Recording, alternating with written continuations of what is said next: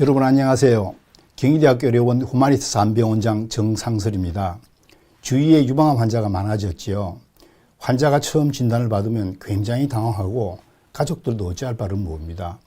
그래서 제가 여러분이 병원에 오셔서 가장 흔히 하는 질문을 모아서 오늘 간단히 정리해 드리고자 합니다. 우리나라에서 유방암은 얼마나 발생하고 있을까요? 세계적으로 보면 여성암 25%가 유방암으로서 1위 발생률을 기록합니다. 한국인의 유방암은 여성 중 25명 중 1명이 발생하며 갑상선 암 다음으로 발생하는 흔한 암입니다. 1996년과 비교해서 2016년에는 5배나 증가한 흔히 보는 암이며 매년 새로운 환자가 2만 명씩 발생합니다. 40대, 50대에 가장 많이 발생하고 다행스럽게 60% 이상이 초기 1기, 2기에 발견 진단됩니다. 초기 유방암의 생존율이 아주 좋아서 1기 유방암의 5년 생존율은 97%입니다. 5년을 재발 없이 생존할 경우 대부분은 완치됩니다. 진행된 암도 최신 치료법으로 생존율이 아주 향상되었습니다. 유방암의 발견을 어떻게 할까요? 가장 흔한 증상은 유방멍우리입니다. 여러분이 유방멍우리가 만져지더라도 80%는 암이 아닙니다. 유방통이 동반되는 경우는 5% 정도이므로 유방이 아프다고 너무 걱정할 필요는 없습니다. 드물게는 유방 피부 발적, 유두 함몰, 유두 피부 습진, 겨드랑이에 혹이 만져지는 경우도 있습니다. 여러분이 병원에 오시면 하게 되는 진단 검사 방법을 소개해 드리겠습니다.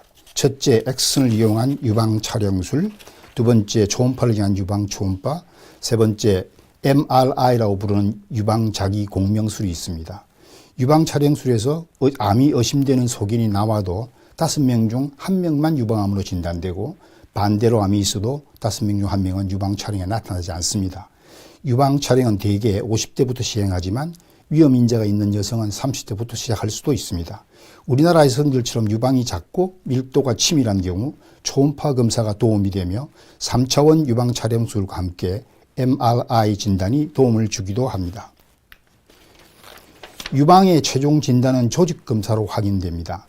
조직검사 방법에는 유방에 혹이 만져질 경우 조그마한 바늘을 이용해서 세침하는 세침 흡입세포 검사가 있고 유방의 초음파를 보면서 좀 더 굵은 바늘로 조직을 얻는 초음파 유도화 조직검사, 흔히 총생검이라고 이야기합니다.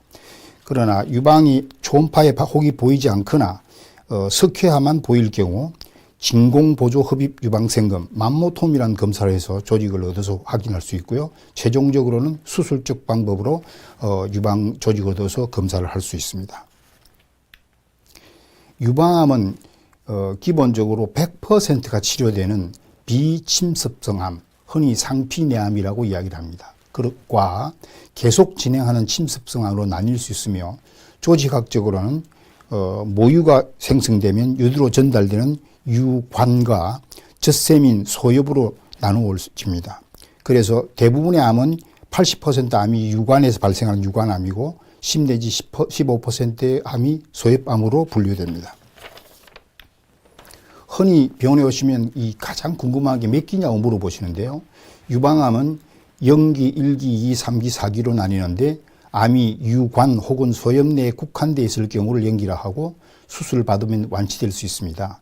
크기가 2cm 이하이고 임파절에 전이가 없을 경우 1기라고 이야기하고 97% 생존율을, 직경이 2 내지 5cm인 경우 임파절 전이가 3개 이하일 경우를 2기라고 이야기하고 92% 생존율을, 직경이 5cm 이상이고 임파절 전이가 4개 이상인 경우를 3기 유방암이라고 하며 76% 생존율을, 뼈, 간, 폐 등 전신 전이가 있을 경우를 4기라고 하며 34% 생존율을 나타냅니다.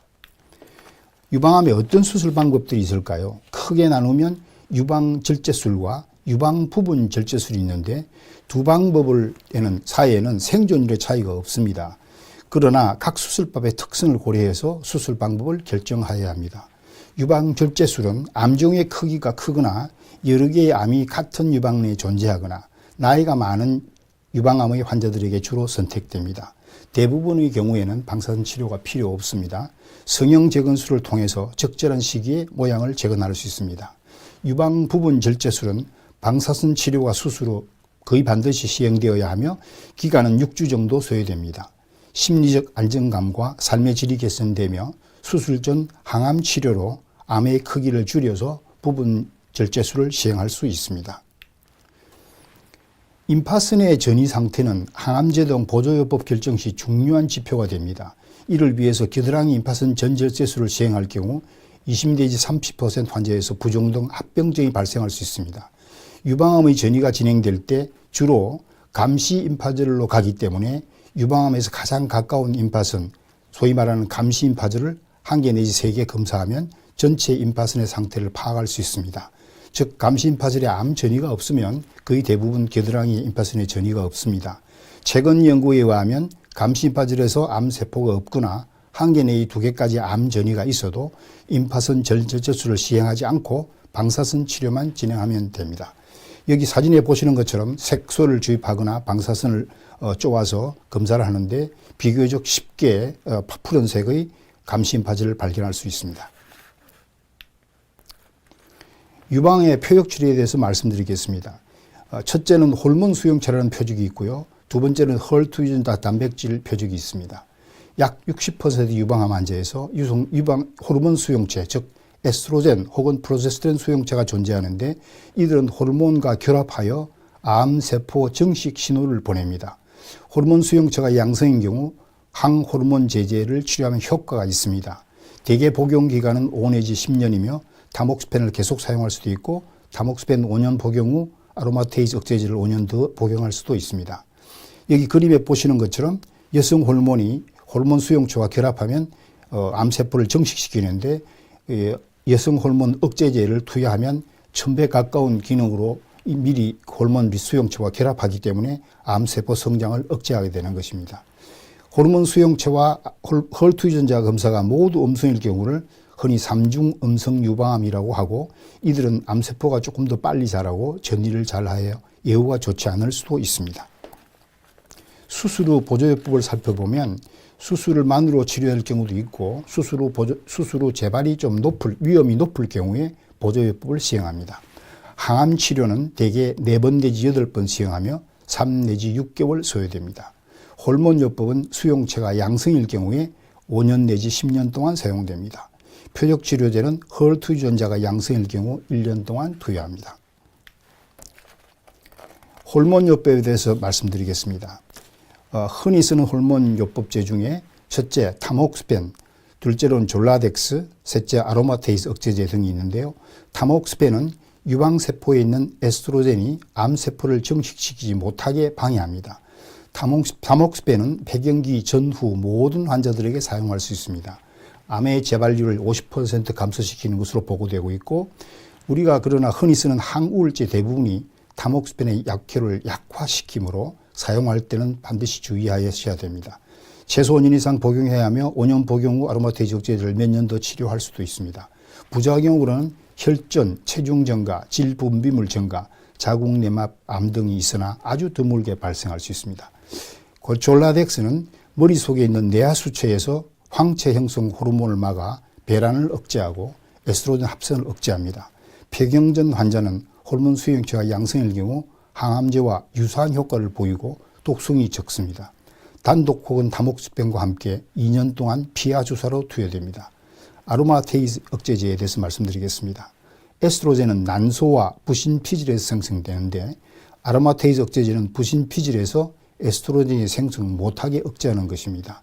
그러나 난소에서 에스트로겐은 생성 방해를 못하므로 난소 활동이 왕성한 폐경기 이전의 월경기 환자들에게는 효과가 없습니다. 그러므로 월경기 환자들에게 난소 활동을 졸라덱스로 없애고 난 후에 사용 가능합니다. 최소 5년 복용하는데 타목스펜보다 암 재발률, 생존율 효과가 조금 더 좋습니다. 그래서 타목스펜보다 조금 더 자주 쓰지만 골다공증, 골절, 관절염, 관절 통증 같은 부작용이 심하여 사용 못하는 수도 가끔 있습니다. 흔히 쓰는 아로마테이즈 억제제는 첫째 아나스토롤, 둘째 레트로졸, 셋째 엑스메스텐 이런 3가지 종류가 있습니다. 유방암은 비교적 좋은 암입니다. 예후가 30년 이상 유방암 전문가로 살아오면서 유방암의 치료에서 가장 중요한 것은 환자가 마음의 평화를 유지하는 것이었습니다. 제 경험에 의하면 이것을 잘 유지하는 사람들은 비교적 예후가 좋은 것으로 판단됩니다. 늘 희망을 잃지 마시고 하루에 한 번씩은 반드시 웃고 자기가 좋아하는 사람과 사랑을 하면서 반드시 내가 나을 수 있다는 자기 신념을 키워가면 유방암은 어떠한 경우에도 완치될 가능성이 높다고 생각합니다. 여러분의 도움이 필요할 때 언제든지 경희대학교 후마니타스 암병원을 찾아주시기 바랍니다. 감사합니다.